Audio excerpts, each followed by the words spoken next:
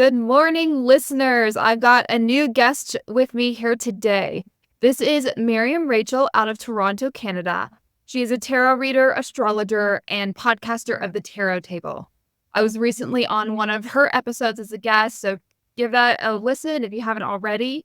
Those on our email list would have already seen that. And also, I just want to say Miriam is a freelance writer. She's also been a blogger for over a decade. And she is going to talk to us today about a new way or a hack that she's found for using tarot in order to keep up with those inspiration and the ideas for bloggers. She's put together a lot of really cool courses and communities to help those who are bloggers. And she's going to help them bust through writer's block by teaching them how to use tarot. So welcome, Miriam, to our podcast today. If you would, please give us a little bit of a background of how you got into tarot in the first place, and then your own experimentation of using it with your writing. Certainly. Well, firstly, thank you so much for having me. So, yeah, it's interesting because after I had my daughter, which was over 22 years ago now, I fell more into astrology, tarot, the esoteric stuff. I don't know why and how, but I just became drawn to it. Now, I've been drawn to it before that.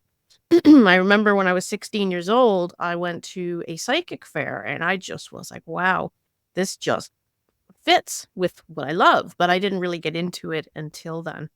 And then it just evolved and grew. So I've been doing tarot readings for a long time, astrology readings, but I don't really do too much astrology now.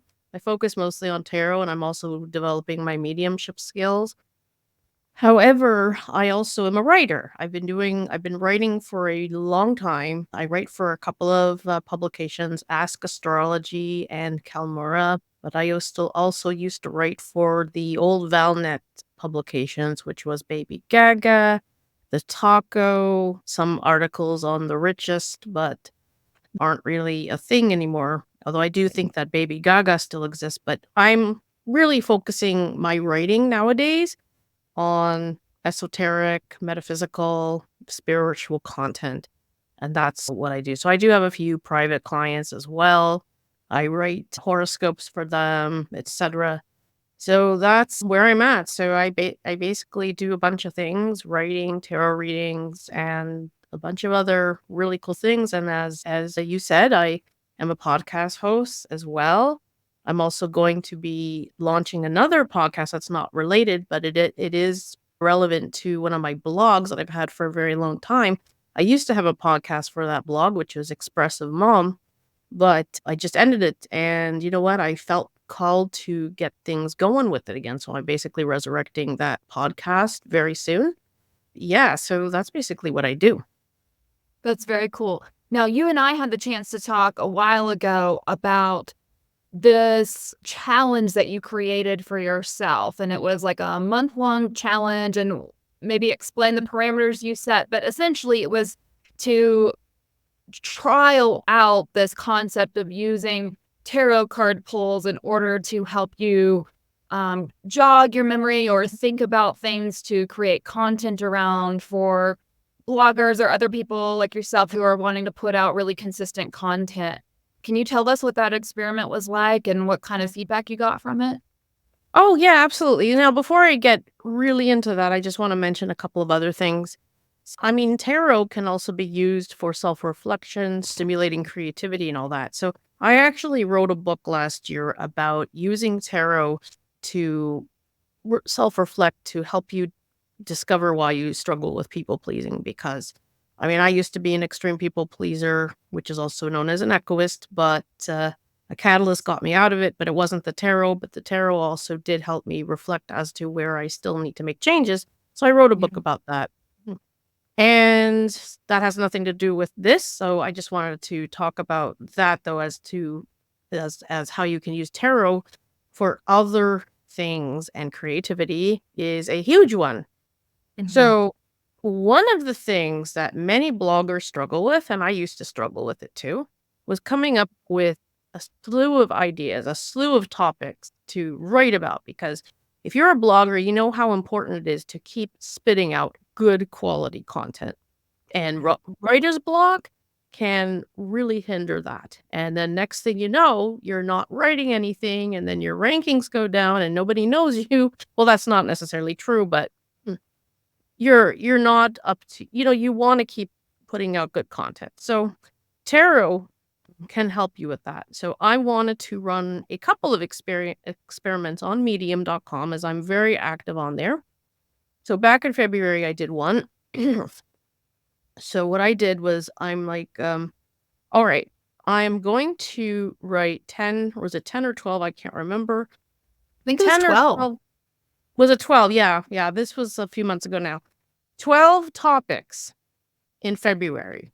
This, I know, I remember writing this the last day, January is either 30th or 31st. I said, I am going to write 12 topics in February, and they are all going to represent each card that I'm pulling. So I pulled 12 cards, and each of those cards I wrote a topic for throughout the month of February. And it was very easy to come up with ideas, because once you pull a card, you have a bunch of ideas like, oh, okay, this is what I want to write about. And I did another challenge as well recently. I didn't write about the results yet, but I will get to that. I did it for April and May. It was actually 15 this time. So I wanted to niche down a little bit, because there was no niching down with the one in February. So it was really the lifestyle / self-care niche that I used. So that was also very easy. And the thing is, you can use tarot cards to come up with ideas for any niche. And I'm going to be very soon publishing a course for that, for bloggers that want to use tarot to help with ideas. And in my course, I'm going to put down all the very common niches: travel, parenting, pets, health, nutrition, fitness, all that, travel, all that. And there is something for all of it. Every single thing for all 78 cards, you can tie it to something. So there's never a reason to run out of ideas. And I know that so many writing coaches say, if you want to fight writer's block, go to Quora or Reddit or Amazon titles, look for ideas. And then that's all great and everything. But how interesting is that? You know what I mean? How Right. interesting is that? You may be looking and looking and looking. It's like, "Oh, I don't know if I want to read this. I don't know if I want to read it." If you pull a tarot card, they say, oh, I like this idea. Okay. Okay. So say, for example, if you are in the relationship dating niche, okay, and you're not sure what to write about, so you're looking on Quora, it's like, oh, I think I wrote about this. I wrote about this. I don't want to do, or whatever. So you decide to pull a card. You get the moon. Ah, well, I have an idea. I'm going to write about how to know that someone is catfishing me. See, I mean, that's basically what that is. And the thing is, you have to understand the basics of tarot to make it work for you as well. You have to get to know your cards. You have to use a deck that resonates with you. But once you really get into it, and this is what I'm going to be going over. I'm going to be going over in my course as well, how to do all that. And once you do, then it's going to be easy. So you clearly have such a strong grasp of, the tarot and the meanings of all the cards. And I dabble and I do some of my own pulls, and I also listen to a lot of reading. So I've picked up on various interpretations through that, but it's taken some time. Do you have a way for people to, for those who don't know very much about tarot, like if they pull a card, say they pull the moon, is there a certain reference for the just entry level interpretation of the card that you would point people to before they gain a deeper understanding of the various nuances of a particular card? Oh, absolutely. When I go over all of the cards in the course, I do give an overview of what it means, but that's not going to be enough for you to really understand the meanings. You have to do your homework. If you're going to learn the cards, now this course is going to be geared more towards those who do have a basic understanding and beyond, because I don't go into the nitty-gritty of tarot, because that's a whole different thing in itself, which I mean, there's so many courses out there with that, and that's why I don't know if I really wanna waste my time doing that, but what I will offer too is, like, coaching. If people wanna work with me closely, I can do that, for them as well. But, yeah, I mean, this is the thing, and I think I'm gonna make that clear is that if you're gonna take this, you're gonna have to really have some knowledge of tarot.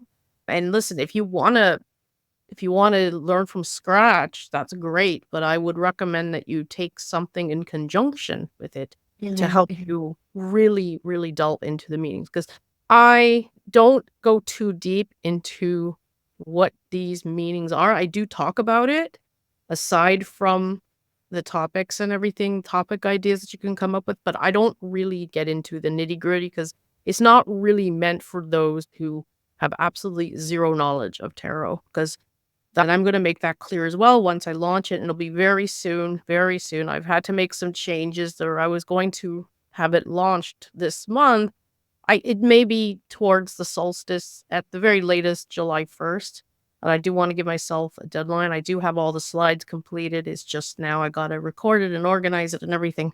But yeah, so that's basically it. You have to have some knowledge of tarot. You don't have to be an expert. You just have to have some knowledge. Once you have some knowledge, then I do obviously go over the meanings, but then I really delve more into how to use it for writing. So mhm. So do you feel like using tarot cards is not approachable for someone who is just gonna look up the basic meaning in, like, a reference book? Or do you think it's well, I just think different quality? oh no, well the thing is that I don't go too deep into the nitty-gritty of the meanings, like, I don't go into the symbolism, like, I don't do all that because that's not what this is about. I just Mhm. go over the meanings, upright and reverse. I know not every tarot reader uses reverse, but it's there anyway because there are and I use reverse. There are a lot that do, including myself. Yeah, I just go over the meanings, but I don't go too deep, and then I go right into how you could use it for writing, and I also have it for different topics of common niches about each card can help you get some ideas. So that's basically what it is. Very cool. Yeah, I mean, I can speak, as a writer and say that tarot definitely helps my writing, even just, I'm not creating necessarily like nonfiction sort of blog post content. I'm writing memoir, but even in pulling a card and some I have deeper understanding of, some I don't, but I use a reference book that goes through some pretty lengthy descriptions. And a lot of times I can find something that makes me think of, a past experience that I've had that reflects that, whether that was a power struggle or a time I took a risk and it paid off, or, the feeling that I kind of finally reached, some sort of, high level, low ACEs positive, experience in my life. And so I've definitely used tarot in a similar way for even just jogging the memory for memoir, because I feel like similarly as bloggers, you can even have writer's block about your own life and your own experiences. There were times when I was outlining my memoir and I knew I needed a particular like type of example or story, because, I often remind people that providing one specific example of, say, a particular day you went fishing with your grandpa is a much stronger story and much more engaging than just saying that on weekends I went fishing with grandpa, right? Mhm. So, it can be really helpful using tarot or any sort of, outside creative flow. But for our purposes of our discussion today, we're focusing on tarot. That can be really helpful for jogging your memory, similarly to how you're approaching it with bloggers and writing block. It can also just be difficult to just constantly feel like you need to come up with a new idea, or you're searching the, reference cards of your memory to try and find the Rolodex. That's the word I was looking for. So old school, no one has Rolodexes anymore. But searching that Rolodex of memory and trying to pull out those prime examples that'll, benefit the message that you're trying to get across. Mhm. In Yep, what that other makes sense. way have you found tarot to really inform your work? I'm sorry I didn't get that last question. In what ways have you really found tarot to be helpful in informing your work? Oh my goodness, in so many ways. Now, I mean, that's interesting how you say about jogging your memory because yes, it actually does. Now, the thing is when you're in a niche where you're writing about lifestyle or self-care, self-improvement, you're going to also do that. Like say if say for instance, if you pull the 3 of swords, you can talk about how your emotions are always valid, right? And you can even think back about who and how many times your feelings were invalidated, right? So Mm, that is also another topic in itself. And then you can all of a sudden, oh, I remember when I was told this while I was struggling with this.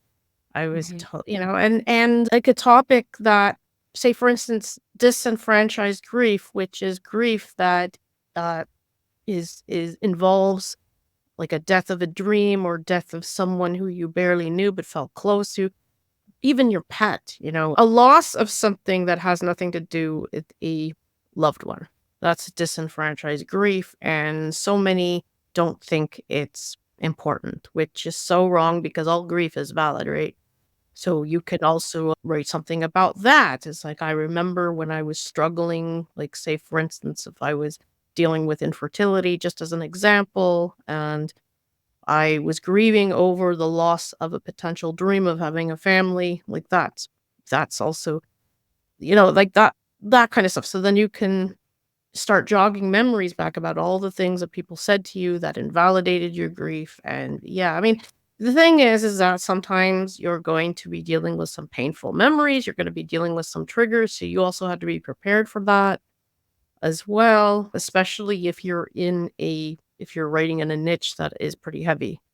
So, yeah, so I mean that's another thing you have to be aware of too, right? So I would imagine that since you focus on writing memoirs, you end up dealing with a lot of that too. You may pull a card and it's like if it's the heavy one like the 3 of swords or the 10 of swords or the tower or something like that, then mhm. you're like, "Oh my god, yeah."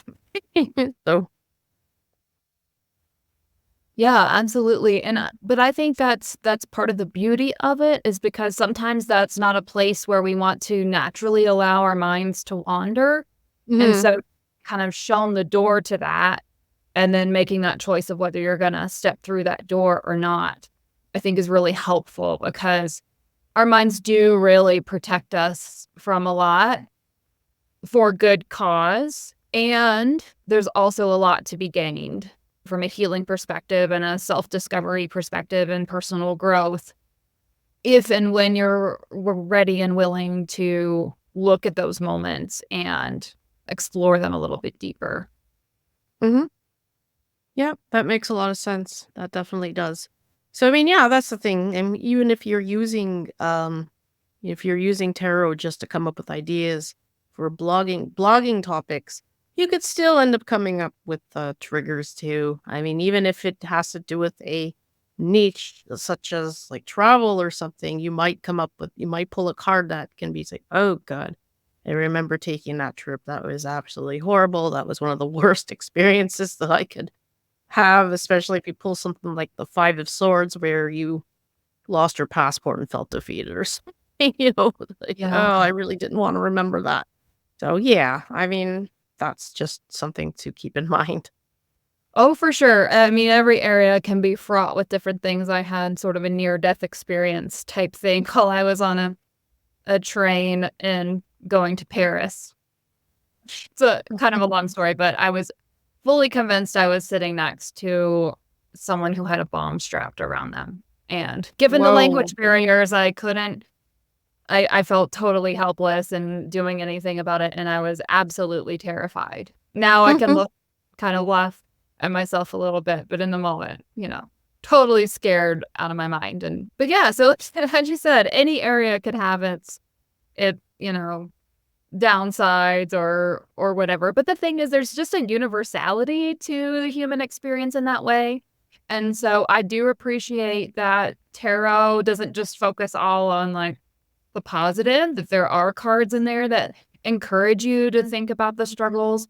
And if you are willing to say write that travel blog about that lost passport or about, that difficult experience in a foreign land where, you were scared or nervous or anything like that, those are lessons that you've learned that you could help communicate to someone else that they may benefit from. So, I certainly am of the framework mindset that if you're willing to go there, it could be really beneficial to your readers because there are so many people that want to stay on the like positive side of travel, for example, or the positive side of self-care or the positive side of parenting.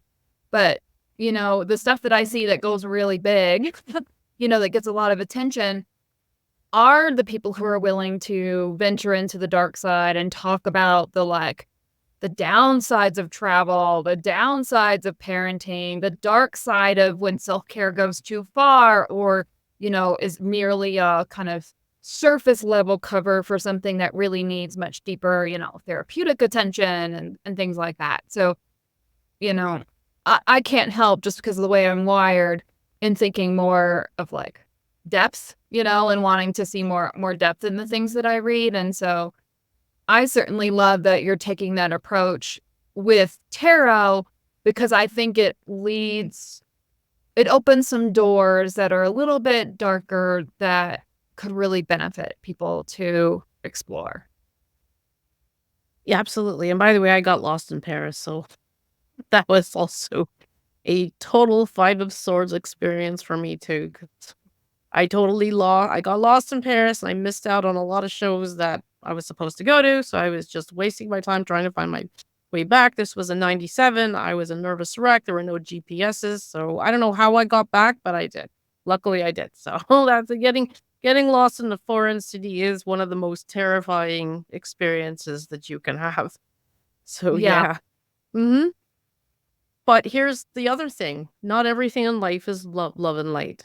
And this is why it really bugs the heck out of me whenever someone says, "Oh, love and light, love and" no, no, no, mm-mm. There's darkness too.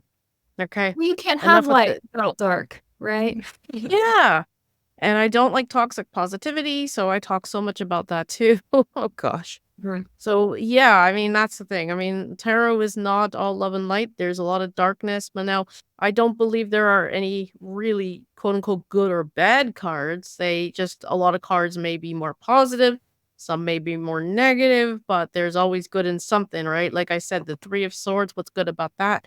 Well, you are releasing your emotions, you're validating your grief, you're validating the fact that you feel the way you feel, even though it's not pretty. So that's also a good thing, right?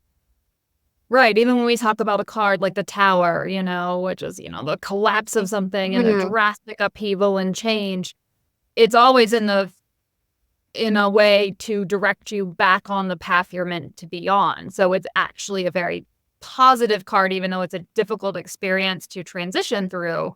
It's always to get you back on the path that you were meant to be walking. And and the tower also can also simply mean a revelation. But a revelation can kind of knock some things down too, right? It's like, "Oh Right. my god, I can't believe that I didn't see this. What am I gonna do now?" Like, So Oh. yeah. Mhm. Absolutely. Well, thank you again, Miriam, for joining us this week. Listeners, please subscribe to our channel. Thank you for liking and sharing this video with any of your fellow writers that you think might enjoy this conversation we had today. All of Miriam's links are in the show description as far as getting access to the new community that she's creating, access to her email list, and all of that. So you can find her on all her socials. And any final, words of advice in regards to writers and tarot? Oh, yeah. Well, firstly, thank you so much for having me on. And secondly, you know what? Just don't be afraid to write what you want. Just write what you feel you need to write about from the heart. If you And you know what? If you pull a card that triggers something that just really is painful, you don't have to go through that if you're not ready. You can always even pull another card. You're free to do what you want. There are no rules, right? It's all Right. supposed to help you keep coming up with ideas, but you don't have to write about things that are too painful. Unless you want to challenge yourself. That's different. So I think I should also add that if you're going to be going this route and you're going to be writing about very heavy things, then you should talk to a therapist because that's a lot to do. That's a lot to work with, without any help. And that is something that I would recommend.